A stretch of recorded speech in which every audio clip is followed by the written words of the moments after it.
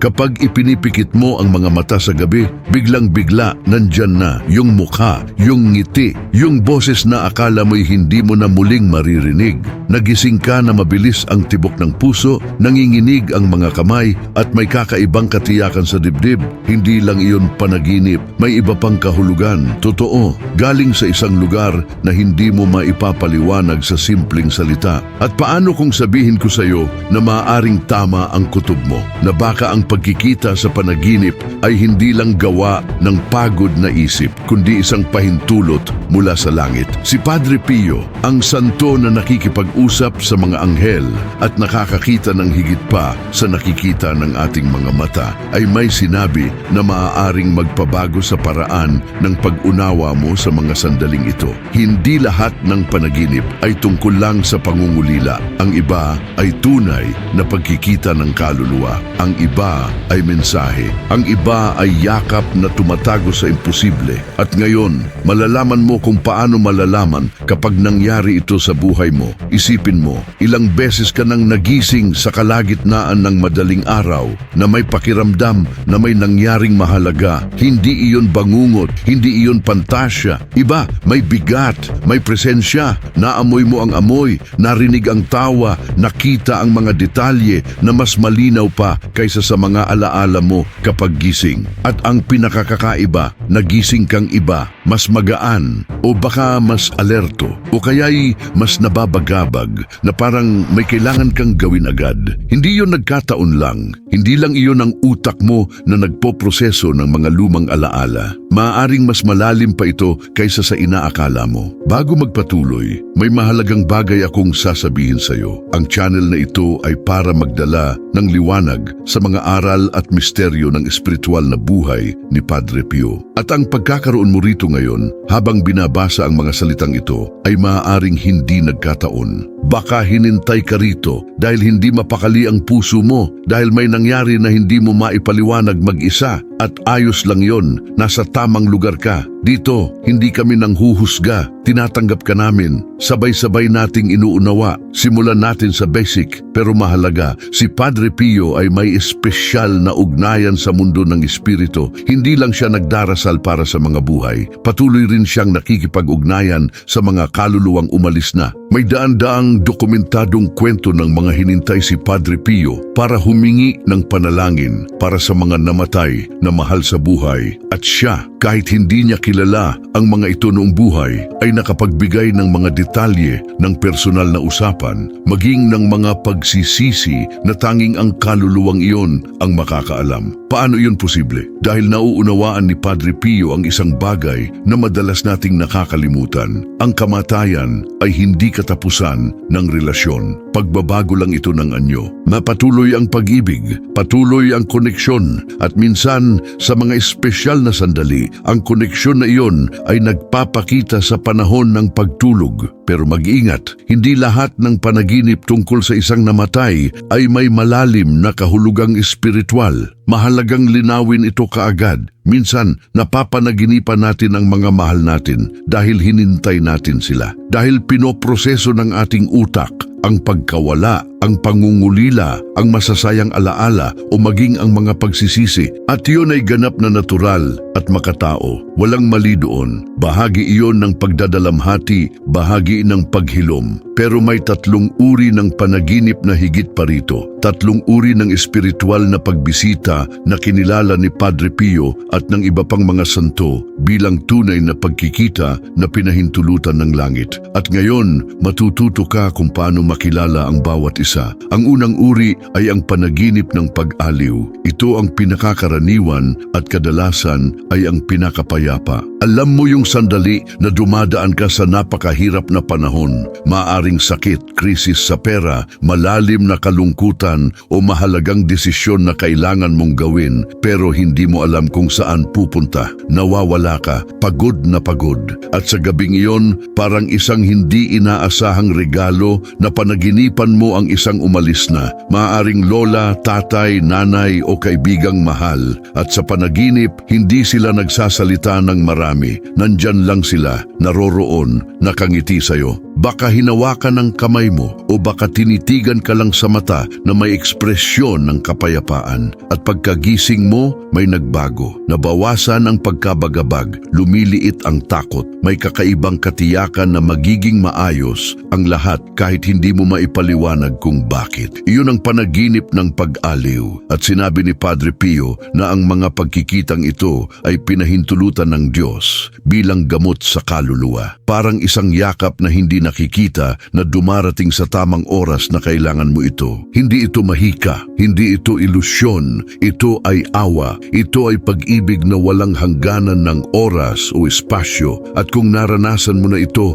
magpasalamat ka dahil ibig sabihin inalagaan ka, hindi ka nag-iisa. May mas malaking bagay na nagbabantay sa'yo kahit na mukhang madilim ang lahat. Pero paano mo malalaman kung tunay na panaginip ng pag-aliw ito at hindi lang magandang alaala? May mga malinaw na palatandaan. Una, ang pakiramdam pagkagising. Kung ordinaryong panaginip, nagigising ka at mabilis mong nakakalimutan o may pakiramdam ng nostalgia pero mababaw lang. Pero kung tunay na pagkikita, nagigising ka na may kakaiba sa dibdib. Isang kapayapaang hindi lohikal, parang may kamay na humaplos sa iyong pagkabagabag mula sa loob. Maaring umiyak ka pero hindi ito iyak ng desperasyon. Ito ay iyak ng ginhawa, ng pasasalamat. Pangalawang palatandaan, ang linaw.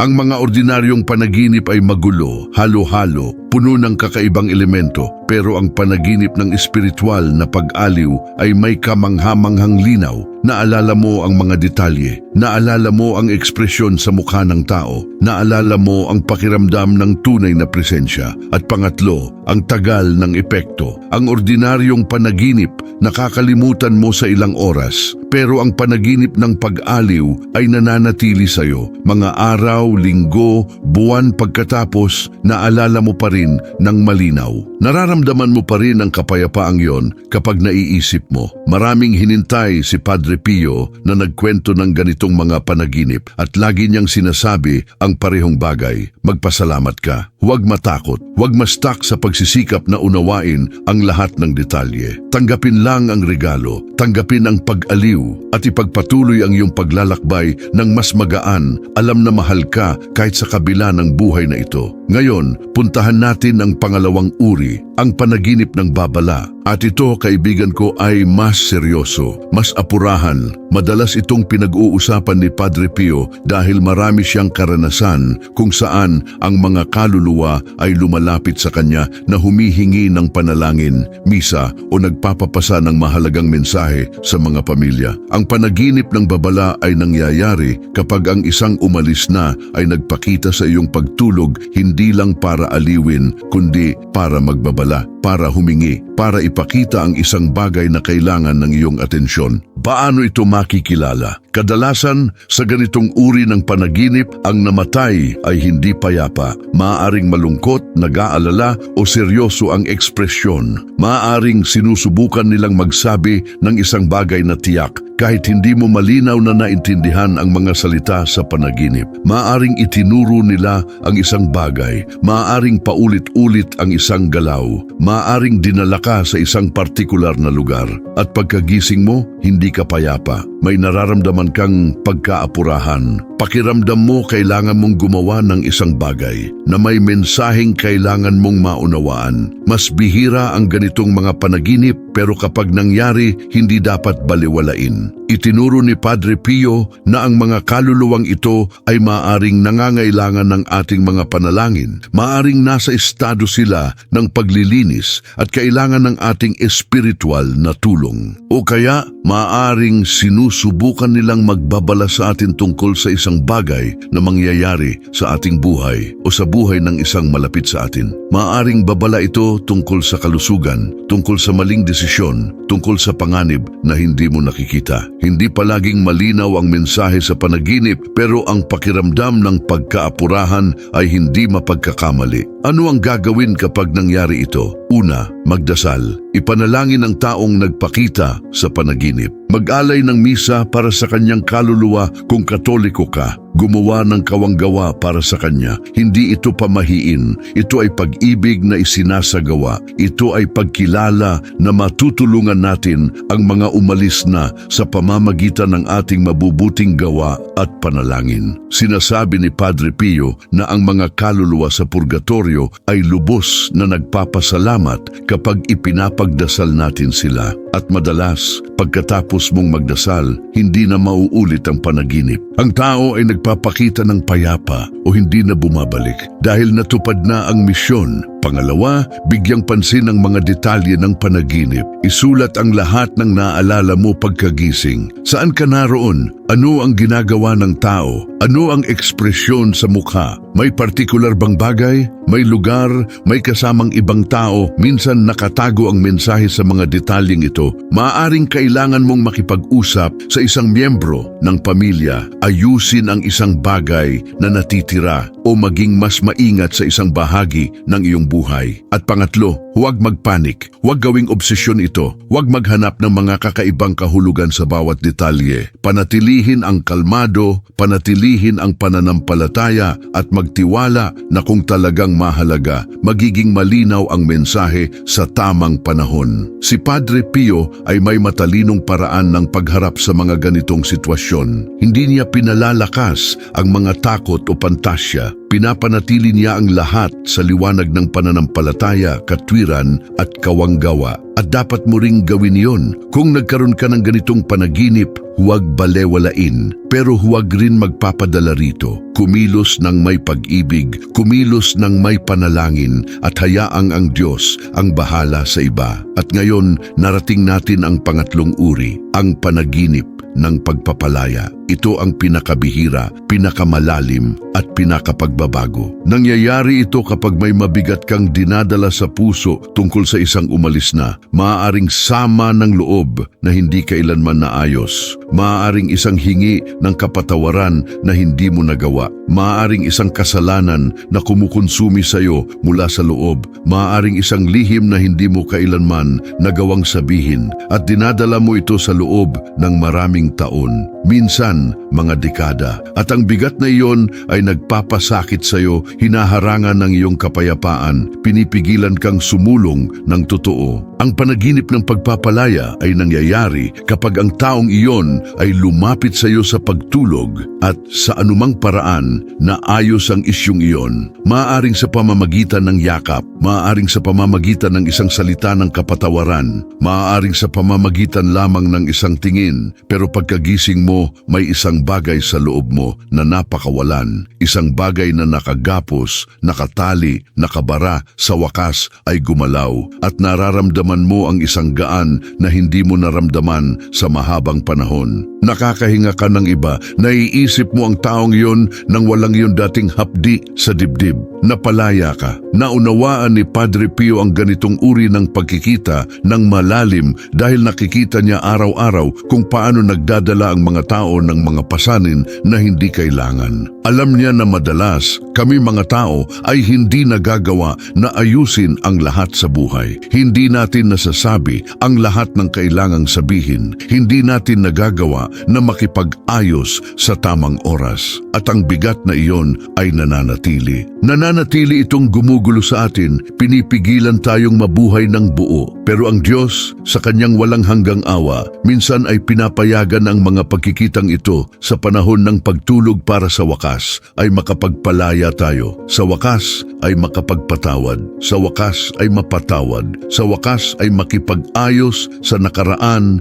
at sa mga namatay na minahal natin. Kung naranasan mo ang ganitong panaginip, alamin na ito ay isang bihirang at mahalagang regalo. Huwag sayangin. Huwag bumalik at buksan muli ang sugat. Tanggapin ang paghilom, tanggapin ang pagpapalaya, at sumulong ng mas magaan, mas malaya, mas may kakayahang magmahal at mahalin ng walang mga multo ng nakaraan na humihila sa iyo pababa. Pero paano kapag ang panaginip ay hindi kabilang sa tatlong uri na ito? Kapag ito ay magulo, kakaiba, nakakabagabag, kapag nagising ka na natatakot, nalilito, hindi maunawaan ang anumang bagay? Sa mga ganitong kaso, pinapayuhan ni Padre Pio ang lubos na pag-iingat dahil hindi lahat ng nangyayari sa panahon ng pagtulog ay galing sa mabuting lugar. Malaki ang pagkakaiba sa pagitan ng isang tunay na espiritual na pagkikita at isang kaguluhan. Paano malalaman ang pagkakaiba? Simple, obserbahan ang nararamdaman mo pagkatapos. Kung ito ay tunay na pagkikita, kahit malungkot, kahit umiyak ka, may nararamdaman kang positibo sa kaibuturan. Kapayapaan, linaw,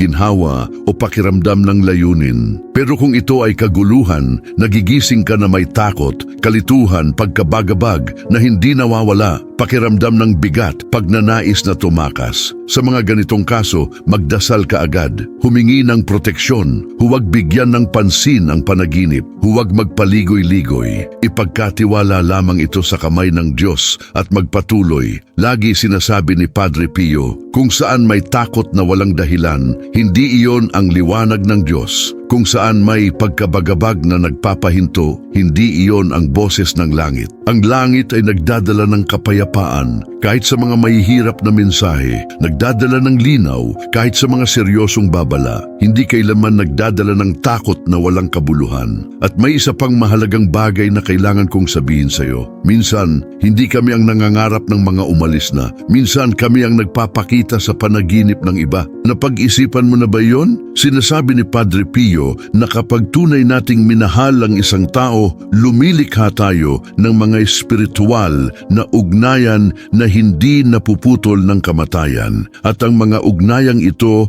ay maaaring gumana sa dalawang direksyon. Maaaring mahimbing kang natutulog at ang iyong presensya sa anumang paraan ay maaaring nag-aaliw sa isang hinintay mo na buhay pa o kahit sa isang hindi mo kilala pero kailangan ng iyong pag-ibig sa sandaling iyon. Ang mundo ng espiritu ay mas magkakaugnay kaysa sa maiisip natin. Hindi ito nangangahulugan na dapat tayong maging obsesyon sa mga panaginip o subukang pilitin ang mga karanasang ito. Sa kabaligtaran, si Padre Pio ay lubos na praktikal at balanseng sa mga isyong ito. Hindi niya hinikayat ang sinuman na maghanap ng mga pangitain, mistikal na panaginip o hindi pangkaraniwang karanasan. Lagi niyang sinasabi, tumuon sa mabuting pamumuhay, tumuon sa mabuting pagmamahal, tumuon sa mabuting pagdarasal. Ang iba, kung ito ang kalooban ng Diyos, ay mangyayari ng natural, walang pagsisikap, walang manipulasyon, parang isang regalong hindi mo hinintay pero dumarating sa tamang oras. At alam mo kung ano ang pinakamaganda sa lahat ng ito, na kahit lubos kang naniniwala o hindi,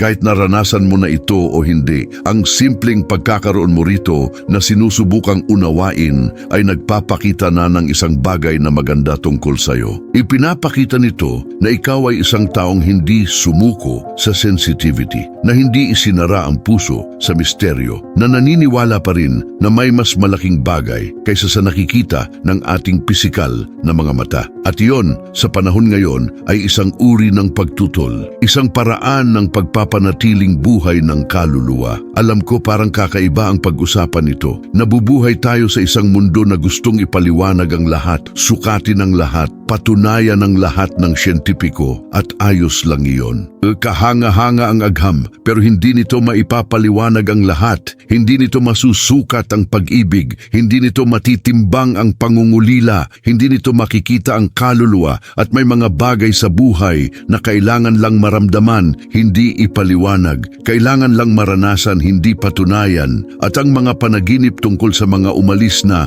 ay isa sa mga bagay na ito. Si Padre Pio ay nabuhay sa pagitan ng dalawang mundong ito ng may kamangha-manghang naturalidad. Hindi siya isang mistiko na hiwalay sa realidad. Siya ay isang simpleng tao na tumutulong sa mga hinintay, nakikinig sa mga kumpisal, nagdiriwang ng misa, nakikipag-usap, tumatawa, nag-aalala sa mga praktikal na bagay. Pero sa parehong oras, may access siya sa isang espiritual na dimensyon na karamihan sa atin ay hinintay lamang paminsan-minsan sa mga espesyal na sandali. At ginamit niya ang kanyang kaloob na ito hindi para magyabang, kundi para tumulong, para aliwin, para pagalingin, para mapalapit ang mga tao sa Diyos at sa isa't isa. Ikaw na nakikinig hanggang dito, may isang tapat akong tanong para sa iyo. Naranasan mo na ba ito? Napanaginipan mo na ba ang isang umalis na at nagising na may kakaibang katiyakan na hindi lang iyon imahinasyon? Kung oo, inaanyayahan kitang ibahagi ang iyong karanasan sa mga komento. Hindi mo kailangang ikwento ang lahat, hindi mo kailangang ilantad ang masyadong personal. Pero baka sa pagbabahagi ng kaunting bahagi ng iyong kwento, makatulong ka sa ibang tao na dumaranas ng parehong pagdududa, parehong takot, parehong paghahanap ng pag-unawa. At kung hindi mo pa ito naranasan, pero may kilala kang dumaan dito, ibahagi ang videong ito sa taong iyon. Dahil minsan, ang kailangan lang ng isang tao ay malaman na hindi siya nag-iisa, na hindi siya nababaliw, na ang naramdaman niya ay totoo at valido. At kung hinintay ng content na ito ang iyong puso, mag-subscribe sa channel. Dahil dito, ipagpapatuloy natin ang pagsaliksik sa mga misteryo ng pananampalataya, sa mga malalim na aral na iniwan ni Padre Pio. At bahagi ka na ng paglalakbay na ito ngayon. Ngayon, pag-usapan natin ang isang bagay na praktikal. Ano ang gagawin kapag nagkaroon ka ng ganitong panaginip? Paano kikilos sa susunod na araw? Una, tulad ng nabanggit ko na, isulat ang lahat. Kumuha ng notebook, buksan ang cellphone, isulat ang lahat ng naalala mo habang sariwa pa sa isip. Dahil ang mga panaginip ay may kakaibang katangian, mabilis silang nawawala. Kung hindi mo agad isinulat, pagkalipas ng ilang oras, hindi mo na maaalala ng maayos. At kung talagang mahalaga ang panaginip, gugustuhin mong mapanatili ang mga detalyeng ito. Pangalawa, huwag sabihin sa lahat.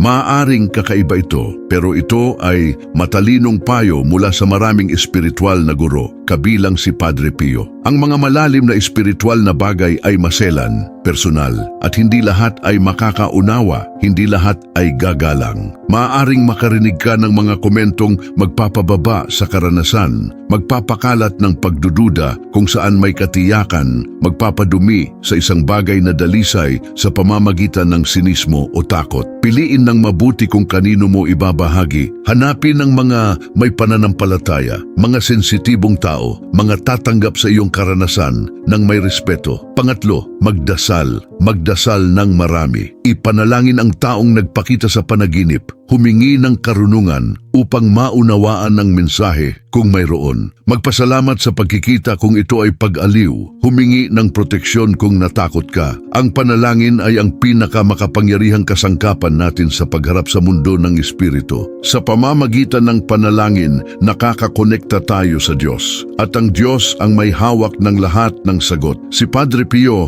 ay gumugugol ng maraming oras sa pagdarasal araw-araw. Alam niya na kung wala ang panalangin, kung wala ang patuloy na koneksyon sa banal, kami ay nawawala, mahina, nalilito. Pang-apat, ipagpatuloy ang normal na buhay. Huwag hayaang pigilan ka ng panaginip. Huwag maging obsesyon sa pagsisikap na maunawaan ang bawat detalye. Maghanap ng mga senyales sa lahat. Maghintay na mangyari itong muli. Ang isang tunay na espiritual na panaginip ay hindi kailangang ulitin para maging valido. Nangyayari ito minsan, natutupad ang layunin nito at tapos na. Natatanggap mo ang mensahe, kumikilos ka ayon dito at sumusulong. Patuloy ang buhay. At sa pang-araw-araw na buhay, sa mga simpleng desisyon ng araw-araw, isinasagawa natin ang lahat ng natutunan natin. At panghuli, pero hindi ganong mahalaga, mag-ingat sa mga sapilitang interpretasyon. Puno ang internet ng mga site,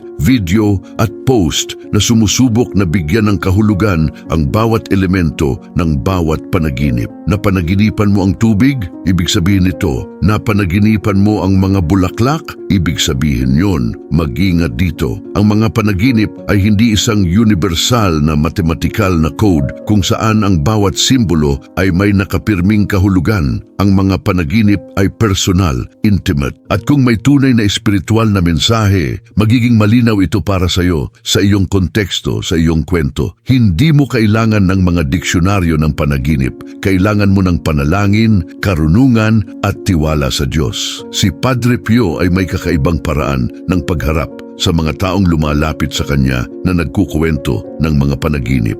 Nakikinig siya ng maingat pero hindi niya pinalalakas ang mga pantasya. Kung napansin niyang mahalaga ito, ginagabayan niya.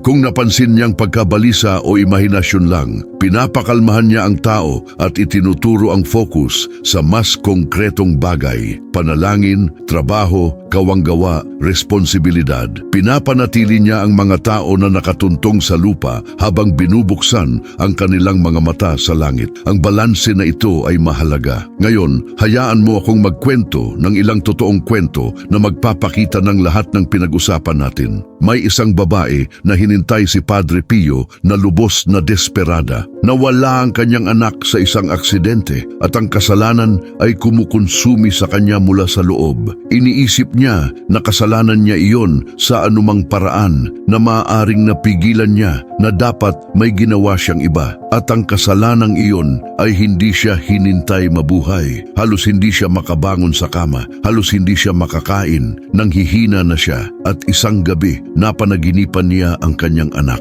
Sa panaginip, masaya ang bata, naglalaro, nakangiti. Lumapit ito sa kanya, hinawakan ang kanyang kamay at sinabi lamang ng isang pangungusap, "Nanay, okay lang ako. Huwag mo nang sisihin ang sarili mo. Mahal kita." At pagkatapos ay nawala siya. Nagising siyang umiiyak, pero ibang uri ng iyak. Ito ay iyak ng ginhawa, ng pagpapalaya. Ikinuwento niya ang panaginip kay Padre Pio at kinumpirma niya, ang iyong anak ay tunay na dumating para aliwin ka. Siya ay payapa. At ngayon, kailangan mo ring makahanap ng iyong kapayapaan. Mabuhay para sa kanyang pag-ibig, hindi para sa kasalanan. At ang babaeng yon ay umalis doon na nagbago, natanggal ang bigat. Isa pang kwento, isang lalaki ang paulit-ulit na napanaginipan ng kanyang ama. At palagi sa parehong senaryo, ang ama ay nagpapakita na itinuturo ang isang partikular na drawer sa lumang bahay kung saan siya nakatira. Hindi ito naintindihan ng lalaki, nababagabag siya. Hinintay niya si Padre Pio at sinabi ng santo, "Pumunta ka sa drawer na iyon. Tingnan kung ano ang naroon. Maaring may hinintay ang iyong ama na nais mong makita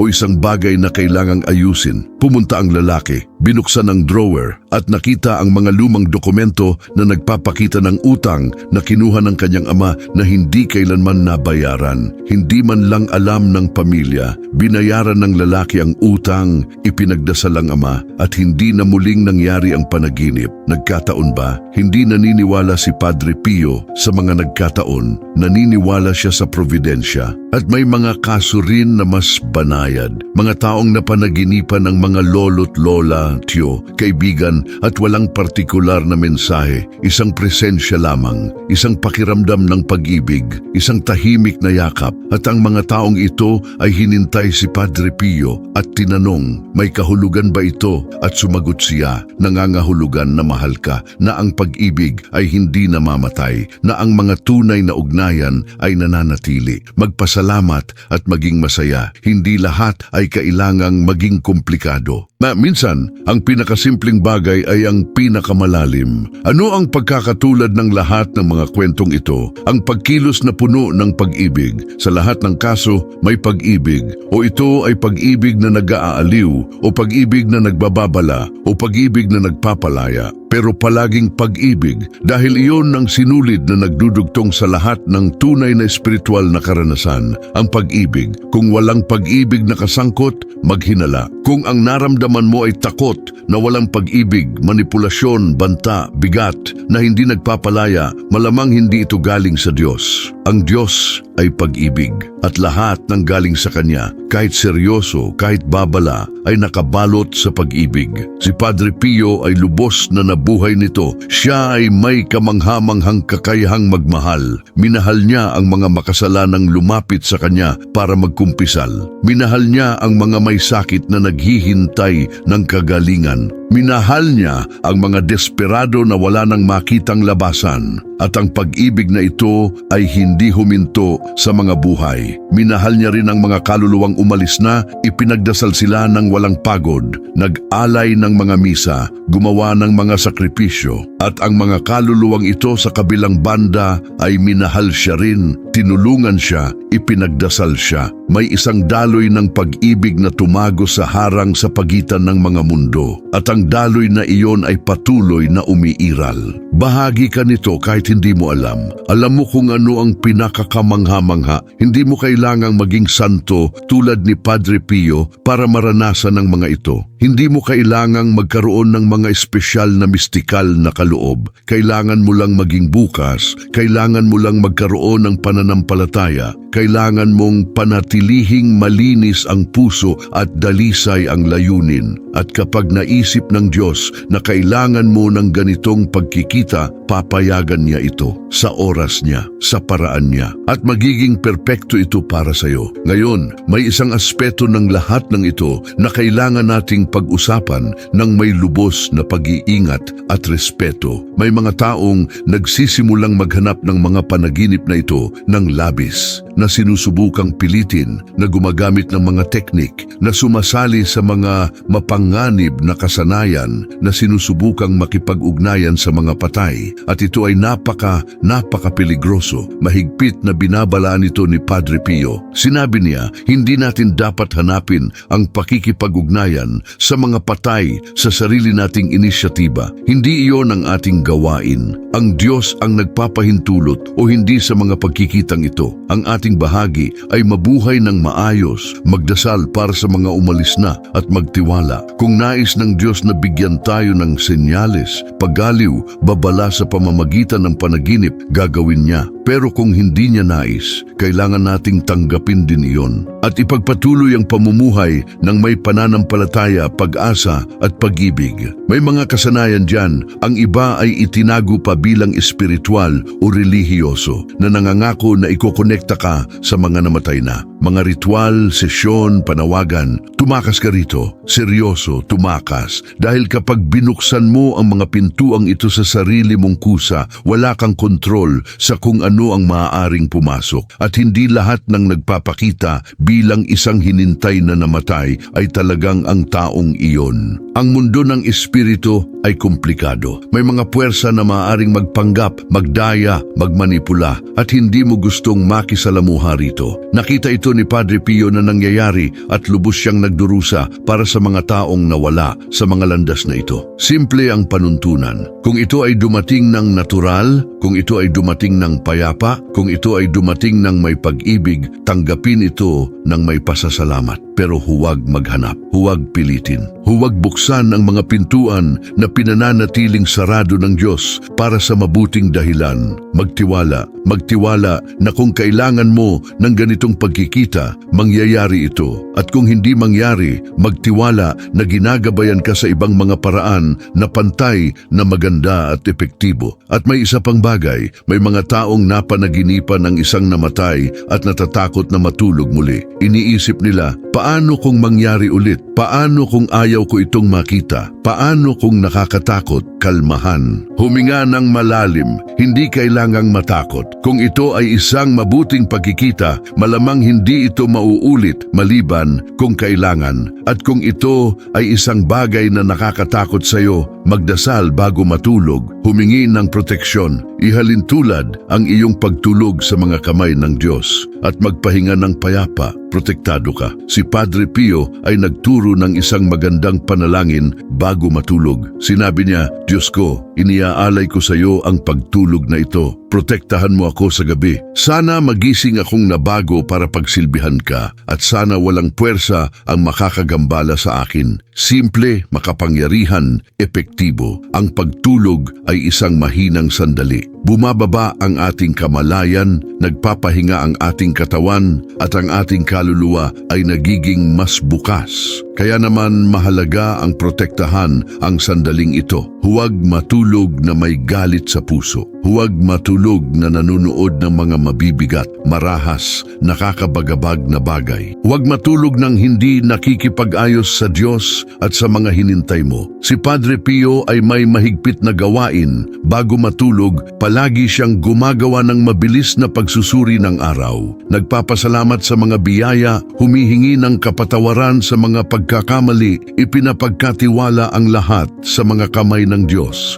at pagkatapos ay natutulog ng payapa. At maaari mo rin itong gawin, isang simpleng kasanayan na nagbabago ng lahat. Bumalik tayo sa mga panaginip. May isang mahalagang detalye na hindi alam ng marami. Hindi lahat ng espiritual na panaginip ay nangyayari kaagad pagkatapos ng kamatayan ng isang tao. Sa katunayan, minsan ito ay nangyayari taon pagkatapos, dekada pagkatapos. Maaring kakaiba ito, pero may katuturan kapag naintindihan mo na ang oras ng espiritu ay hindi gumagana tulad ng pisikal na oras. Ang isang kaluluwa ay maaaring mangailangan ng maraming panalangin upang maabot ang kanyang kasakdalan. At minsan pagkatapos lamang ng maraming taon, pagkatapos ng kamatayan, kapag medyo nakalimutan mo na sa wakas ay maaabot ka nito sa isang panaginip para humingi ng tulong o magpasalamat. Ipinaliwanag ito ni Padre Pio na sinasabing ang mundo ng espiritu ay walang orasan. May mga pangangailangan, may mga layunin, may pag-ibig, at kapag dumating ang tamang oras, nangyayari ang mga bagay. Kaya kung napanaginipan mo ang isang namatay na matagal na, huwag isipin na huli na para gumawa ng isang bagay. Hindi kailanman huli. Magdasal, mag-alay ng misa, gumawa ng kawanggawa, magpatawad ng lumang sama ng loob. Ayusin ang isang bagay na natitira. Ang iyong aksyon sa kasalukuyan ay maaring makaapekto sa espiritual na paglalakbay ng isang umalis na. At iyon ay isang maganda at makapangyarihang responsibilidad na mayroon tayo. Mahalaga rin na pag-usapan ang tungkol sa kung ano ang nangyayari kapag hindi tayo nangangarap. May mga taong nawalan ng isang hinintay na hinintay at hinintay nila, hinintay ang isang senyales, isang panaginip, isang mensahe at walang nangyayari. At iyon ay lumilikha ng isang kahilahilakbot na pagkabagabag. Hindi ba mahalaga ang tao? Hindi ba payapa? May nagawa ba akong mali? Hindi at hindi. Ang kawalan ng mga panaginip ay hindi nangangahulugan ng anumang masama. Nangangahulugan lamang na iyon ay hindi ang paraan na pinili ng Diyos upang makipag-ugnayan sa iyo sa sandaling iyon at ayos lang iyon. Sinasabi ni Padre Pio, huwag sukatin ang pag-ibig ng Diyos sa mga hindi pangkaraniwang senyales. Sukatin ito sa mga karaniwang senyales, sa buhay na mayroon ka, sa hangin na hinintay mo, sa mga taong nasa tabi mo pa, sa araw na sumisikat araw-araw. Iyon din ay mga senyales, iyon din ay mga regalo, iyon din ay mga paraan ng Diyos na sabihing, mahal kita. Kung hindi mo pa napanaginipan ang isang umalis na, hindi iyon nangangahulugan na hindi ka hinintay. Hindi iyon nangangahulugan na hindi ka hinintay ng taong umalis. Hindi iyon nangangahulugan na hindi ka sensitibo o hindi ka espiritual. Nangangahulugan lamang na iba ang iyong paglalakbay at iba rin ang iyong paraan ng koneksyon sa mga umalis na. At iyon ay maganda dahil iginagalang ng Diyos ang ating individualidad. Hindi niya ginagamit ang isang solong formula para sa lahat. Tinatrato niya tayo bilang mga natatanging anak. Bawat isa ay may kanyang mga pangangailangan, kanyang mga oras, kanyang mga paraan ng pag-unawa at pagdama. Kaya kung nasa sitwasyong ito ka, kung hinintay mo ang isang senyalis na hindi dumarating, baguhin ang focus. Itigil ang paghihintay at simulan ang pagpapasalamat. Magpasalamat sa mga alaala na mayroon ka. Magpasalamat sa oras na magkasama kayo. Magpasalamat sa pag-ibig na naranasan. At magtiwala na ang tao ay okay, payapa, inaalagaan ng Diyos. At na ang inyong pag-ibig ay patuloy kahit walang nakikitang senyales o dramatikong panaginip. Ang pag-ibig ay hindi kailangang patunayan ng paulit-ulit. Ito ay simple lamang. Itinuro ni Padre Pio na ang pinakamahusay na paraan upang parangalan ang mga umalis na ay hindi ang manatiling nakakulong sa nakaraan, kundi ang mabuhay ng maayos sa kasalukuyan. Mabuhay ng may layunin. Mabuhay ng may kabutihan. Mabuhay bilang pinakamahusay na bersyon ng iyong sarili. Dahil kapag ginagawa natin ito, pinaparangalan natin hindi lamang ang ating sariling buhay, kundi pati na rin ang alaala ng lahat ng mga hinintay natin na umalis na. Ginagawa natin ang hustisya sa pamumuhunan ng pag-ibig na natanggap natin. Pinalalaganap natin ang pag-ibig na iyon sa mundo. Kaya para buo din ang lahat ng pinag-usapan natin hanggang ngayon, kung napanaginipan mo ang isang namatay na, una, tukuyin kung anong uri ng panaginip ito. Pag-aliw ba, babala, pagpapalaya o simpleng pagpuproseso ng iyong isip sa pangungulila. Obserbahan ang naramdaman mo pagkagising. Obserbahan ang mga detalye. Isulat ang lahat, magdasal, kumilos kung kailangan, at sumulong ng may gaan at pananampalataya. Kung hindi ka pa nangangarap, huwag mag-alala, huwag pilitin, huwag maghintay ng labis. Mabuhay ng maayos, mahalin ng maayos. Ipanalangin ang mga umalis na at magtiwala sa oras ng Diyos. At kahit saan ka man sa paglalakbay na ito, laging tandaan, ang pag-ibig ang tanging bagay na tumatagos sa lahat ng harang. Ang pag-ibig ay hindi namamatay. Ang pag-ibig ay hindi nawawala. Ang pag-ibig ay hindi nakakalimot. Kahit na mukhang madilim ang lahat, kahit na walang sinyalis, kahit na ang natitira ay katahimikan, ang pag-ibig ay nananatili. At isang araw, sa tamang oras, lahat tayo ay magkikita muli. At ang muling pagkikitang iyon ay magiging napakapuno, napakakumpleto, napakaperpekto, na ang lahat ng pangungulila, lahat ng pagdududa, lahat ng sakit ay sa wakas ay magkakaroon ng kahulugan. Dahil mauunawaan natin na hindi kailanman talaga kami nagkahiwalay. Kami ay natututo lamang magmahal sa iba't ibang paraan. Si Padre Pio ay nabuhay ng may katiyakang ito hanggang sa kanyang huling hininga. Hindi siya natakot sa kamatayan dahil alam niya na ito ay isang daanan lamang. Hindi siya natakot magpaalam dahil alam niya na ang bawat paalam ay isang hanggang sa muli lamang. At iniwan niya sa atin ang regalong ito, ang katiyakan na may mas malaking bagay, mas malalim, mas totoo kaysa sa nakikitang mundong ito. At maaari nating ma-access ito sa pamamagitan ng pananampalataya, panalangin, pag-ibig, at minsan ng isang espesyal na panaginip na bumibisita sa atin sa katahimikan ng gabi. Nais ko sanang huminto ka sandali at mag-isip ng isang hinintay mo na umalis na. Maaaring isang miyembro ng pamilya, isang kaibigan, o kahit isang kilala mo sandali pero nag-iwan ng marka sa buhay mo. Isipin ang taong iyon ngayon, alalahanin ang mukha, ang boses, ang paraan, at ngayon gumawa ng isang bagay para sa kanya. Hindi kailangang malaki o komplikado. Magdasal lang ng isang Ama namin o ipikit ang mga mata at hilingin ang liwanag para sa kaluluwang iyon o mangako na gagawa ka ng isang mabuting gawa para sa kanya ngayon. Lumilikha ito ng tulay. Pinapanatili nitong buhay ang pag-ibig. Pinaparangalan nito ang alaala ng mga umalis na sa isang aktibo at magandang paraan. At kung sakali ngayong gabi o anumang gabi sa linggong ito, magkaroon ka ng isang espesyal na panaginip, alam mo na kung ano ang gagawin.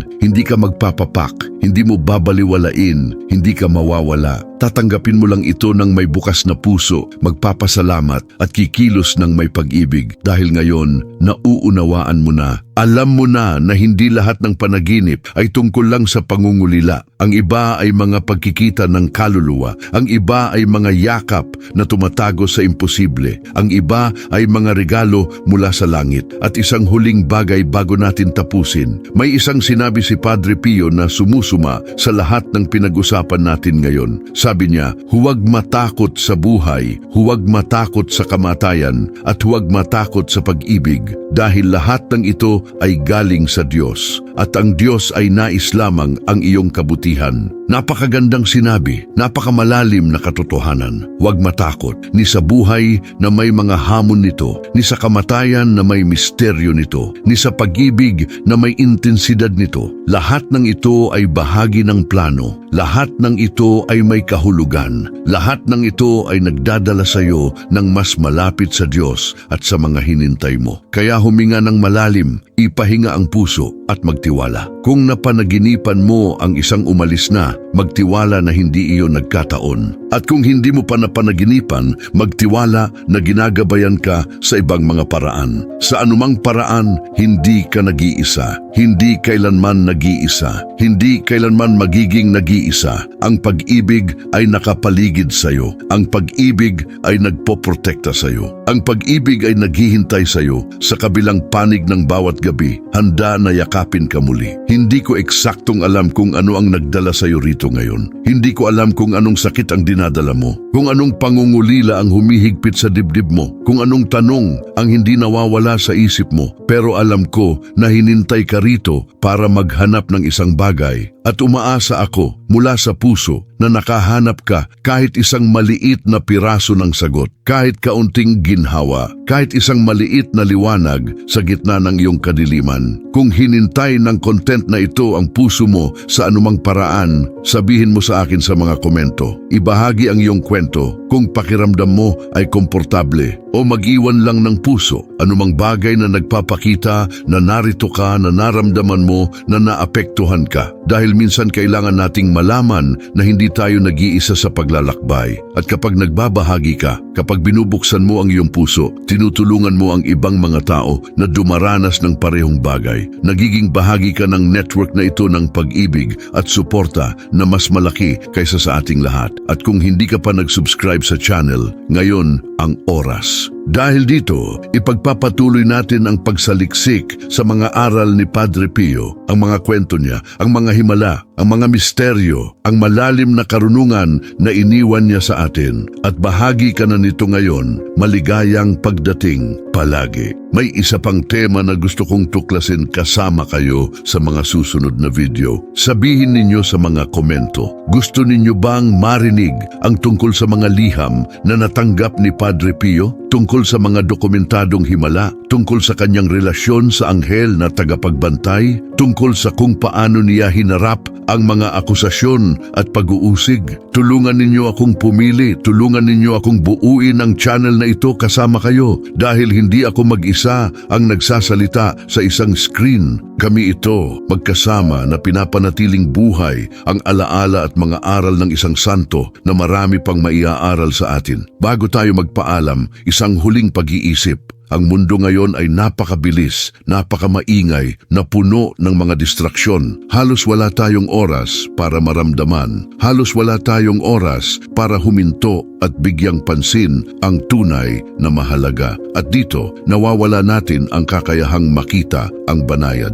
ang makinig sa mga malumanay na mensahe, ang madama ang mga maselang presensya, at ang mga panaginip tungkol sa mga umalis na ay eksaktong iyon, mga malumanay na mensahe, mga masilang presensya na maaari lamang maabot tayo kapag huminto tayo, nagpapahinga at pinapayagan natin ang ating sarili na maging mahina sa panahon ng pagtulog. Kaya baka ang pinakamalaking imbitasyon na ginagawa ng videong ito ay hindi lamang tungkol sa pag-unawa sa mga panaginip, kundi tungkol sa muling pagkuha ng ating sensitivity, ang ating kakayahang madama ang hindi nakikita, ang ating pagiging bukas sa misteryo, ang ating lakas ng loob na maniwala na may mas maraming nangyayari sa paligid natin kaysa sa nakikita natin, at na kami ay bahagi ng isang kwento na mas malaki. Isang kwento ng pag-ibig na nagsimula bago tayo isinilang at magpapatuloy pagkatapos nating umalis. Si Padre Pio ay nabuhay sa patuloy na kamalayang ito. Para sa kanya,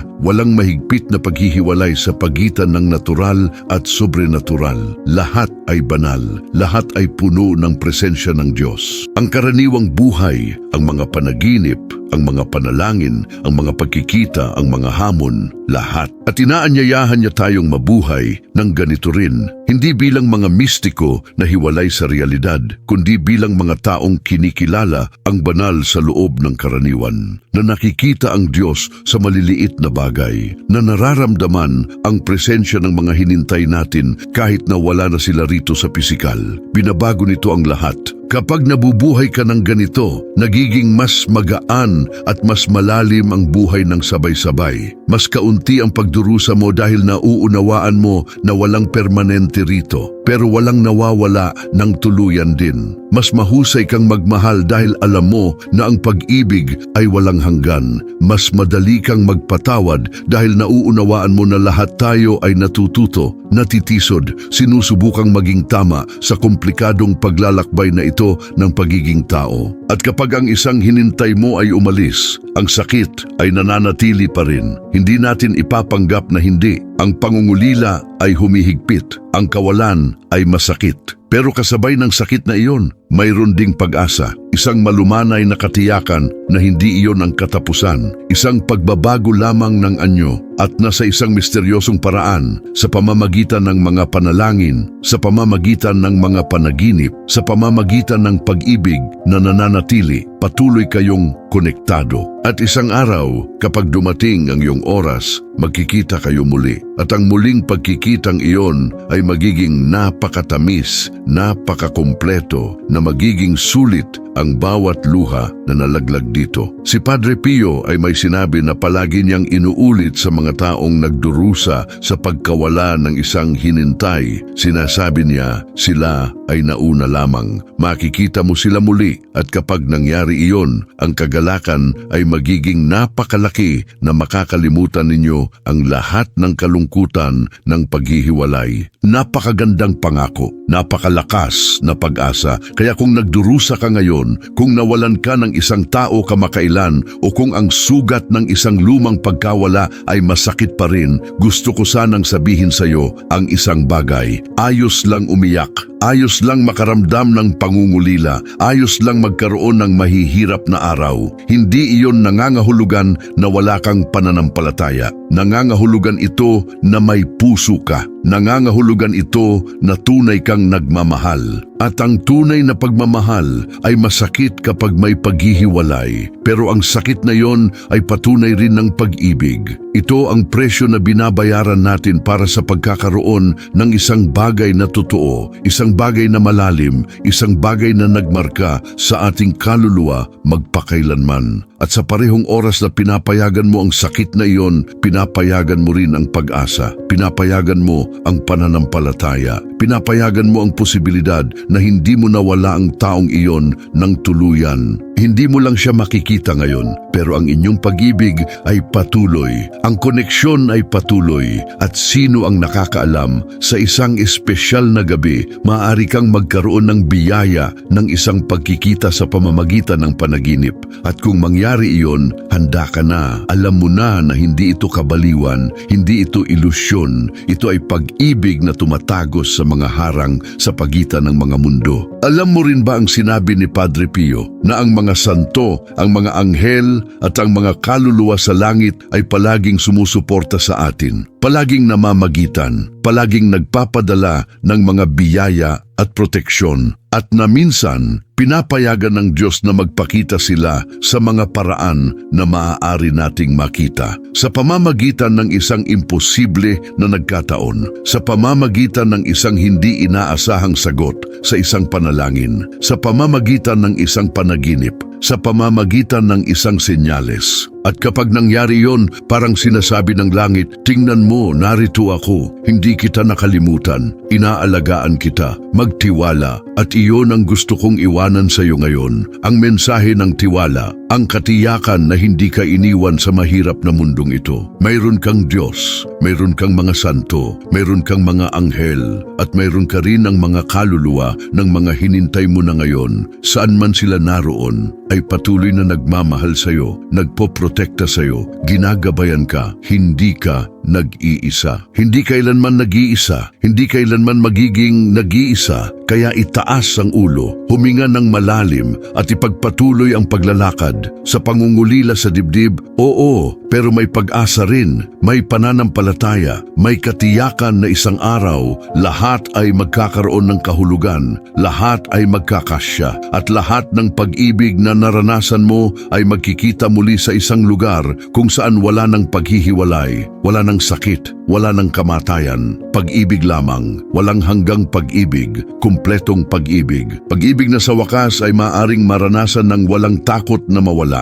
At hanggang doon, nabubuhay tayo, nagmamahal tayo, nagdarasal tayo, nag-aalaga tayo sa isa't isa, gumagawa tayo ng kabutihan, lumalaki tayo, natututo tayo, natitisod at bumangon tayo. At paminsan-minsan, sa isang espesyal na gabi, tumatanggap tayo ng regalo. Isang panaginip, isang pagkikita, isang paalala na ang langit ay hindi masyadong malayo at na ang mga hinintay natin ay maayos, payapa, naghihintay sa atin. Ito ang ating oras na magkasamang programa ngayon. Sana'y naging makabuluhan ito para sa'yo. Sana'y umalis ka rito na medyo mas magaan, medyo mas puno ng pag-asa, medyo mas konektado sa magandang misteryo na ang buhay. At tandaan, kung napanaginipan mo ang isang umalis na, huwag baliwalain, huwag matakot, tanggapin ito ng may pag-ibig, magpasalamat at sumulong na alam na binasbasan ka. Maraming salamat sa pagkakaroon dito, sa paglaan ng iyong oras upang makinig tungkol kay Padre Pio at sa kanyang mga aral, sa pagbubukas ng iyong puso sa mga misteryong ito, sa pagiging bahagi ng komunidad na ito na lumalaki. Mahalaga ka, mahalaga ang iyong presensya rito, at umaasa akong makikita kita sa mga susunod na video na ipinagpapatuloy ang paglalakbay na ito ng magkasama. Pagpalain ka ng Diyos, ipamagitan ka ni Padre Pio, protektahan ka ng mga anghel, at ang mga hinintay mo saan man sila naroon ay patuloy na magpadala ng pag-ibig sa pamamagitan ng mga harang ng oras at espasyo hanggang sa susunod. At tandaan, ang pag-ibig ay hindi kailanman namamatay, hindi kailanman